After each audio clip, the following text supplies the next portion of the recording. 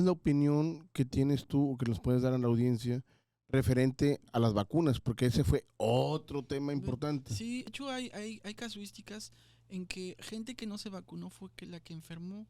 También hay casuísticas que gente que nunca se vacunó jamás enfermó.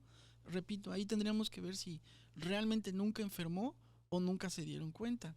Pero no fue porque no se hayan vacunado, sino porque su sistema inmunológico es bueno, ¿sí? Entonces la recomendación es que se vacunaran. Ahora, las vacunas, como cualquier medicamento, tienen un efecto secundario, sí. O sea, Siempre. siempre. De hecho, acabo hace como un mes que fue el último artículo que subí.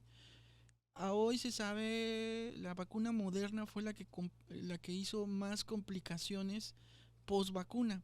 Dentro de ellas el Guillain-Barré, que es una neuropatía ascendente donde ya no puedes caminar, el virus te ataca, va subiendo y en algunas partes hasta compromete la respiración. Eso lo hemos visto con polio, lo hemos visto con gripa, con tuberculosis, o sea, con vacunas contra esas enfermedades, pero muy pocas. O sea, de 1000 pacientes, a lo mejor uno post vacuna tiene complicaciones.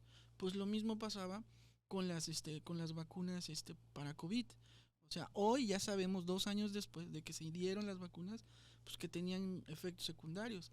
Además, algo que pasó muy interesante con todas las vacunas es que se empezaron a expedir en la fase 3. O sea, quiere decir que para cierta población funcionaban, pero en la fase 4, que es universal, nunca se llegó. Y no se llegaba porque no había tiempo. Lo que querían era una vacuna, ¿sí me entiendes? Pasaban la fase 1, experimental, la fase 2 en animales, y la fase... Por eso también decían que éramos como carne de carnero, ¿no? ¿Cómo se llama? Sí, Sí, sí, ajá. Pues de cierta manera sí, porque nunca se llegó a una fase 4 donde realmente las vacunas fueran 100%, este, ¿cómo se carne de llama? cañón. Ajá, libres de complicaciones. De hecho, no hay ninguna vacuna que no tenga un efecto secundario. Entonces la pregunta la voy a cambiar. ¿Cuál es la menos peor? Creo que la que fue la Pfizer, la que tuvo menos complicaciones, pero también tuvo. Oye, hablando de este tema del COVID y de las secuelas, ¿cuáles son las secuelas más comunes que se presentaron, por ejemplo, a las personas que ya tienen más de 50 años? Porque me imagino que es diferente a las personas que tienen 30, porque así lo clasificaron. La misma Secretaría de Salud, por edades, el tipo de vacuna. ¿Secuelas por COVID o por vacuna? Secuelas por COVID, primero secuelas por COVID. Y puse el ejemplo como lo de las vacunas, lo quise segmentar. O sea, ¿cuáles son los problemas más comunes del COVID de personas No, de 50 y más, vamos a poner, ¿no? no, pero no va por edades, o Ah, sea, va por presentación. O sea, y de la presentación, que seguramente era la severa, la crítica o la moderada, ¿qué órgano fue el que más se afectó? Por ujú. ejemplo, hoy hay fibrosis, hay pérdida de las propiedades propias de la dinámica pulmonar, hay secuelas emocionales, en los médicos, en toda la cuestión del área médica que tuvimos contacto con COVID. Hoy hay un síndrome de burnout, se llama, que está muy, muy fundamental, porque vimos muertes, vimos gente que sufrió, y todo eso es una secuela post-COVID. Este, las pieles, la piel también hubo generación de manchas, de lesiones que no tenían. ¿Pérdida Este, de vista, doctor? Pérdida de vista, yo no, que yo haya visto, no. Lo que sí era, por lo menos el 20% hizo anosmia, que era la falta de olfato. Y de ese 20%, el 1 o 3% ya nunca la recuperó. O sea, Y bien, bien, bien interesante, porque el que perdiera el olfato era, ¿qué crees? Era un factor de buen pronóstico. ¿Sabes por qué? Porque eso quería decir que el virus se inoculó a nivel respiratorio y que nunca bajó al pulmón. O sea, ibas a recuperar el olfato en 3 o 4 días. Los que ya no lo recuperan son muy pocos. O sea, sí los hay.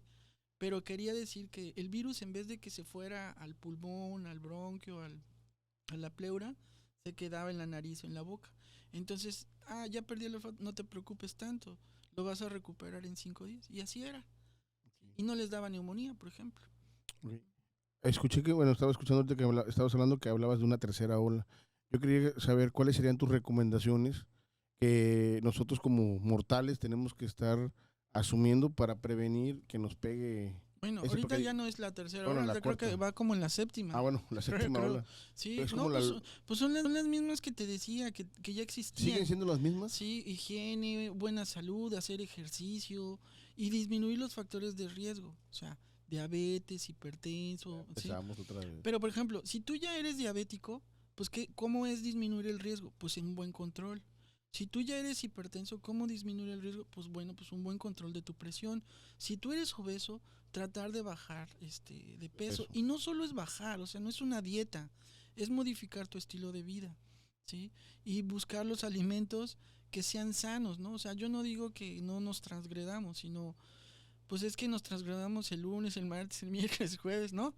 Sí, y entonces ahí es donde ya empieza a ser o sea, a nadie se le exime hacer un mondongo, una garnacha, o sea, eso jamás, ¿no? Eso no, eso es parte de la vida, ¿no? Hablábamos de cómo era la calidad de vida.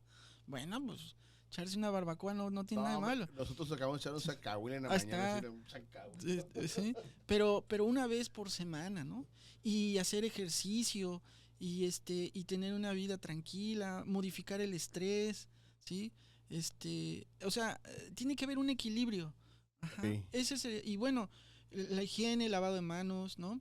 Este, ¿Cómo se llama? El distanciamiento, todavía hay muchas reuniones, entonces, y sin control higiénico, ¿no?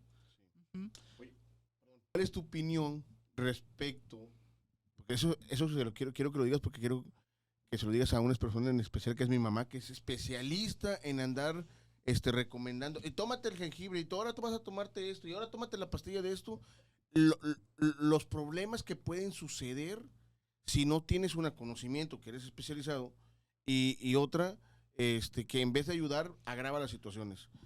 ¿Cuál es tu opinión respecto a que la gente que no tiene conocimiento, llámese mamá, este, que esté automedicando? ¿Esa es la palabra correcta? ¿Cómo le dices, mamá, estoy en el aire, ¿no? Mamá, estoy en televisión. Pues es que no es para COVID, es para todas las enfermedades, no automedicarse. ¿Por qué? Porque pues, no somos médicos.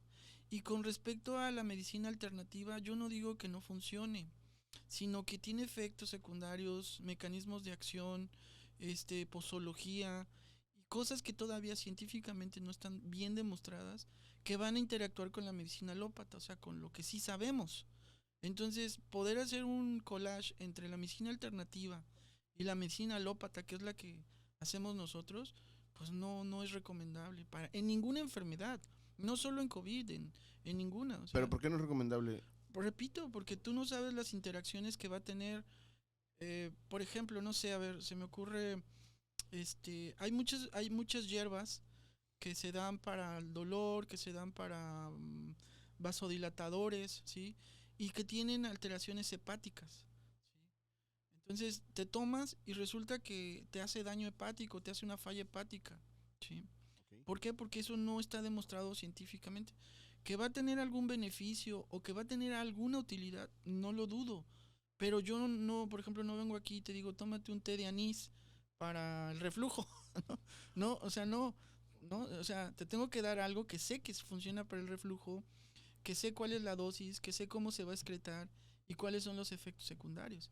Esa es una medicina alópata, una medicina científica, ¿sí? En cambio, toda la medicina alternativa, pues tiene alguna utilidad. O sea, la marihuana tiene una y apenas se está estudiando. Yo ¿Sí? tiene años que lo estoy probando. Entonces, Oye, sí. es importante, fíjate. ¿Sabes qué? Porque, por ejemplo, yo veo muchas gentes que comen ajo, por ejemplo, en la mañana, que a veces Sí, uno se el ajo que... tiene muchas propiedades, pero también es algo que ¿cuántos ajos a ver? O sea, o molido o entero. ¿Y cómo lo vas a excretar?